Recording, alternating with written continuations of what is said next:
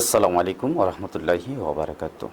ইন্নাল হামদালিল্লাহ ওয়াসসালাতু ওয়াসসালামু আলা রাসূলিল্লাহি সাল্লাল্লাহু আলাইহি ওয়াসাল্লাম। প্রিয় দর্শক, স্বাগত জানাচ্ছি আমাদের সকলের প্রিয় চ্যানেল মেঘনা টিভি। মেঘনা টিভির অনন্য আয়োজন এই রমাদানের প্রতিদিনে আমরা রমজানের মুবারকে বিভিন্ন বিষয়ভিত্তিক আলোচনা টকশো নিয়ে আমরা আপনাদের খেদমতে উপস্থিত হয়ে থাকি। ঠিক তারই ধারাবাহিকতায় আমাদের আজকের আয়োজনটি হচ্ছে প্রমিস গ্রুপ লিমিটেড নিবেদিত powered by Intech Queens Cafe. আর আমাদের এই অনুষ্ঠানে কুইজ মঞ্চ হিসেবে রয়েছেন সিলভার ডেভেলপার্স লিমিটেড। তো আজ আমরা যে বিষয়টি নিয়ে আমরা কথা শুনবো জানবো সেটি হচ্ছে সিয়ামের পরিচয় এবং রমজানুল মুবারকে রমাদানের পরিচয়, সিয়ামের পরিচয় এবং তৎপ্রাসঙ্গিক কথা। আর এ বিষয়ে কথা বলার জন্য আমাদের স্টুডিওতে আমন্ত্রিত হয়েছেন তরুণ আলেমী দ্বীন হাফেজ মাওলানা মোহাম্মদ মাহমুদুল হাসান। আমরা তাকে আমাদের স্টুডিওতে বরণ করে নিচ্ছি ইনশাআল্লাহ তাআলা। আসসালামু আলাইকুম ওয়া রাহমাতুল্লাহ। ওয়ালাইকুম আসসালাম ওয়া রাহমাতুল্লাহি ওয়া বারাকাতুহু। জি মোহতারাম মাহমুদুল হাসান মহোদয়, আপনি কেমন আছেন? আলহামদুলিল্লাহ, ভালো আছি। জি আলহামদুলিল্লাহ, আল্লাহ দরবারে শুকরিয়া করছি যে আল্লাহ আমাদেরকে ভালো রেখেছেন, সুস্থ রেখেছেন। তারপরে আমাদের মধ্য থেকে অনেকে ইন্তেকাল করেছেন, যারা ইন্তেকাল করেছেন তাদের মাগফিরাত কামনা করছি। আমাদের আপনজন প্রিয়জন, এর মধ্য থেকে আমাদের মধ্যে অনেক অসুস্থ রয়েছে, আল্লাহ যেন তাদেরকে সুস্থ করে দেন। আমিন। আরেকটা বিষয় হচ্ছে আমাদের মনে অনেক আশা রয়েছে, অনেক নিয়ত রয়েছে। আমাদের সকলের মনের নেক আশা যেন আল্লাহ কবুল করেন, আমিন। এই দোয়া করে আমরা যাব সরাসরি মূল আলোচনায়। আর সেটি হচ্ছে আমি ওপেনিংয়ে বলেছিলাম যে সিয়ামের পরিচয়, রমাদানের পরিচয় এবং তৎপ্রাসঙ্গিক কিছু কথা শুনবেন ইনশাআল্লাহ তাআলা। আর এই বিষয়ে কথা বলার জন্য আপনাকে বিশেষভাবে অনুরোধ করা যাচ্ছে। ধন্যবাদ। জি আপনাকে ধন্যবাদ আপনাকে। সম্মানিত দর্শকবৃন্দ, মেঘনা টিভির সম্মানিত সকল দর্শকবৃন্দকে মাহে রমজান মুবারক। আজকে আমরা যে বিষয়টি নিয়ে আলোচনা করব সেটি হচ্ছে রমাদানের পরিচয় সম্পর্কে, রমজানের গুরুত্ব, ফজিলত এবং বিভিন্ন প্রাসঙ্গিক কিছু মাসলা মাসাইল সম্পর্কে ইনশাআল্লাহ তাআলা। প্রথমত আমরা যদি রমজান বা রোজা শব্দটিকে আমরা বিশ্লেষণ করি, সেক্ষেত্রে বিভিন্ন আরবি অভিধানে যেমন লিসানুল আরব থেকে শুরু করে মুজামুল ওয়াসিত, সবগুলা গ্রন্থের মধ্যে একটি কথাই বারংবার এসেছে, আল ইমসাকু ওয়াত তারক, অর্থাৎ বিরত থাকা, সংযম থাকা। রোজার আবিধানিক অর্থই হচ্ছে বিরত থাকা, সংযম থাকা, আত্মসংযম থাকা, অর্থাৎ রিস্ট্রেইন ফ্রম সামথিং, কোনো কিছু থেকে বিরত থাকা। আমরা যদি পারিভাষিক সংজ্ঞা শরীয়তের আলোকে রোজার রমাদানের পারিভাষিক সংজ্ঞার দিকে আগাই, তাহলে শরীয়তের আলোকে রোজা বলতে বোঝায় আসিয়ামু হুয়াল ইমসাকুল মুফতিরাতি মিন তুলুইশ শামসি ইলা গুরুবি মিন তুলুইল ফাজরি ইলা গুরুবিশ শামসি, অর্থাৎ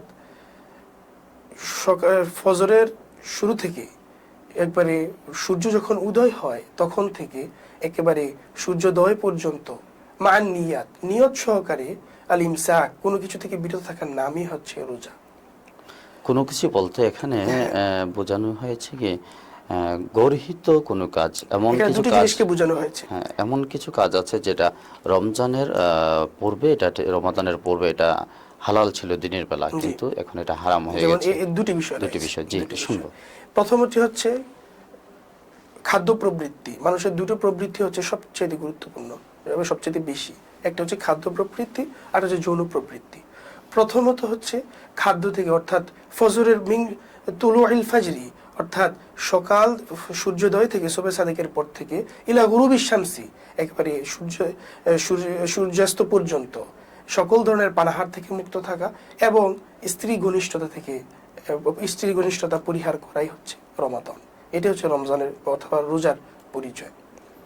সুপ্রিয় দর্শক মণ্ডলী, যে এখন গুরুত্ব সম্পর্কে আমরা কিছু শুনবেন। গুরুত্ব সম্পর্কে রমজানের গুরুত্ব সম্পর্কে যদি বলতে চাই, আল্লাহ সুবহানাহু ওয়া তাআলা সূরা বাকারার মধ্যে উল্লেখ করেন, আউযু বিল্লাহি মিনাশ শাইতানির রাজীম, বিসমিল্লাহির রহমানির রহিম, ইয়া আইয়ুহাল্লাযীনা আমানু কুতিবা আলাইকুমুস সিয়ামু কামা কুতিবা আলাল্লাযীনা মিন ক্বাবলিকুম লাআল্লাকুম তাত্তাকুন। ইয়া আইয়ুহাল্লাযীনা আমানু, হে ঈমানদারগণ, কুতিবা আলাইকুমুস সিয়াম, তোমাদের উপর সিয়ামকে ফরজ করা হয়েছে, কামা কুতিবা আলাল্লাযীনা মিন ক্বাবলিকুম, যেমনি ভাবে তোমাদের পূর্ববর্তীদের উপর ফরজ করা হয়েছিল, লাআল্লাকুম তাত্তাকুন, যাতে করে তোমরা মুত্তাকি হতে পারো, তাকওয়া অর্জন করতে পারো। এখানে সুপ্রিয় দর্শক মণ্ডলী, এখানে আল্লাহ সুবহানাহু ওয়া তাআলা এর মধ্যে দুটি কথা বলেছেন। প্রথম কথাটি হচ্ছে তোমাদের উপর রোজা ফরজ করা হয়েছে যেমনি ভাবে তোমাদের পূর্ববর্তীদের উপর ফরজ করা হয়েছে। এখানে পূর্ববর্তী বলতে কাদেরকে বোঝানো হয়? আমাদের সমাজ, আমরা সকলেই আয়াতটা সম্পর্কে পরিচিত, কিন্তু এই জিনিসটা আমাদের কনসার্ন বা আমরা এই বিষয়টা আমরা জানি না যে কারা আমাদের পূর্ববর্তী বা কেমন ছিল তাদের রোজা রাখার সিস্টেমটা। এখানে ইমাম কুরতুবী রহিমাহুল্লাহ বা ইমাম তাফসিরের মধ্যে যারা বড় বড় তাফসির কারক ছিলেন, যেমন ইমাম ইবনে কাসির রহিমাহুল্লাহ, তারা এর ব্যাখ্যায় বলেছেন পূর্ববর্তী বলতে খ্রিস্টান এবং ইহুদিদেরকে বোঝানো হয়েছে অথবা আহলে কিতাবদের বোঝানো হয়েছে। ইমাম কুরতুবী রহিমাহুল্লাহ বলেন এটা আদম আলাইহিস সালামকেও বোঝানো হয়েছে। কিন্তু এখন প্রশ্ন আসে, আমরা যেমনি ভাবে রমজান মুবারকের মধ্যে একটি সম্পূর্ণ মাস দিনে ইসলামে, দিনে মুহাম্মাদিয়ার মধ্যে পুরো একটি মাস রোজা আমরা রাখি, সেটা কি এমন ছিল? আমাদের পূর্ববর্তী দিনে যারা রোজা রাখতো তাদের কি এমন ছিল সিস্টেমটা? আমাদের মুফাসসিরে কেরাম বা যারা গবেষক তারা বলতেছেন না, সিস্টেমটা এমন ছিল না। সিস্টেমটা কেমন ছিল?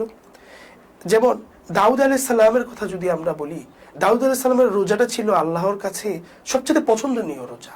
আহাব্বুস সিয়ামা ইলাল্লাহি সিয়ামু দাউদ। দাউদ আলাইহিস সালামের রোজাটাই ছিল আল্লাহ সুবহানাহু ওয়া তাআলার কাছে সবচেয়ে সুন্দর। উনি কিভাবে রোজা রাখতেন? দাউদ আলাইহিস সালাম একদিন পর একদিন রোজা রাখতেন, একদিন গ্যাপ দিয়ে একদিন রোজা রাখতেন, আবার বছর 6 মাস রোজা রাখতেন, এইভাবে 6 মাস 3 দিন রোজা রাখতেন।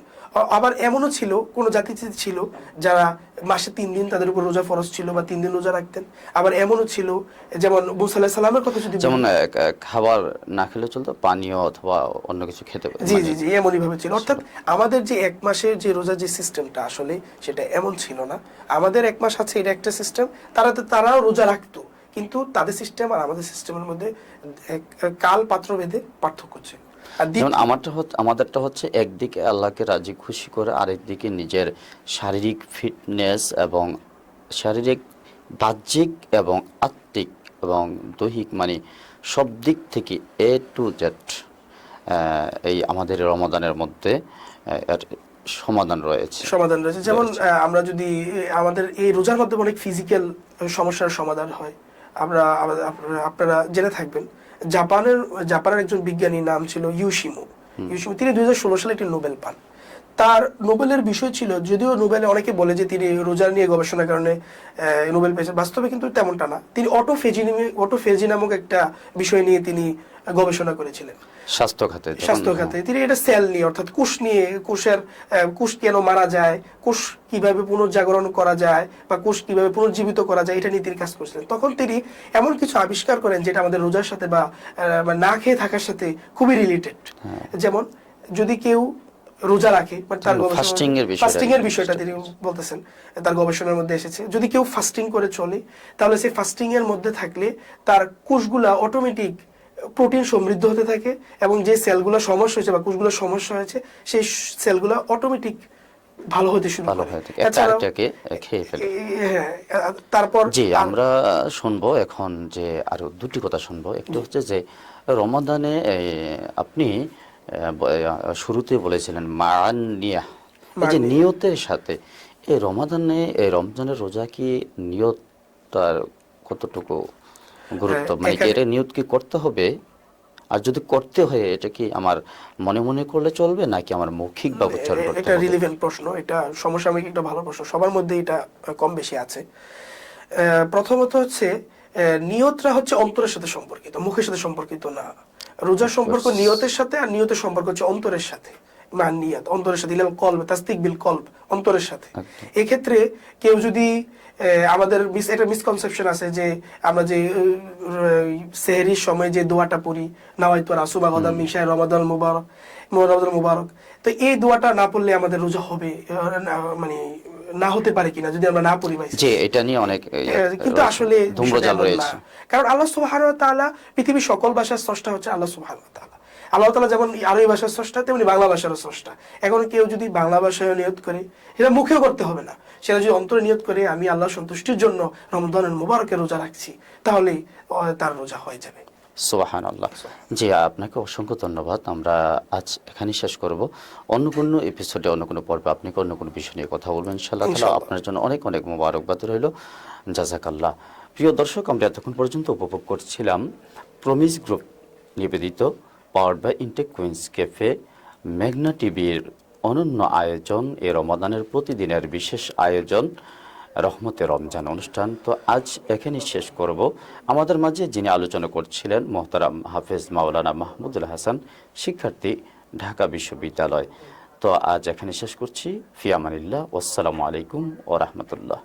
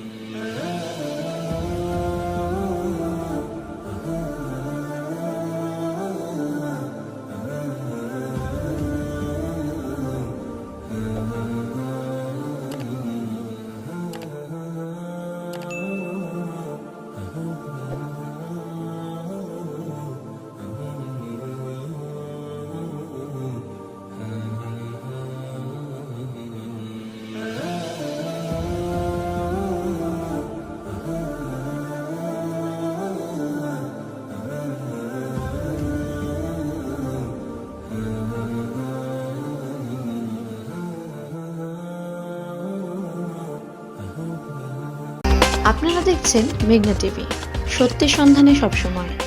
এছাড়া দেশ বিদেশের নিত্য নতুন খবর জানতে মেঘনা টিভির ফেসবুক পেজ facebook+meghnaTV.bd তে লাইক দিয়ে আমাদের সাথেই থাকুন।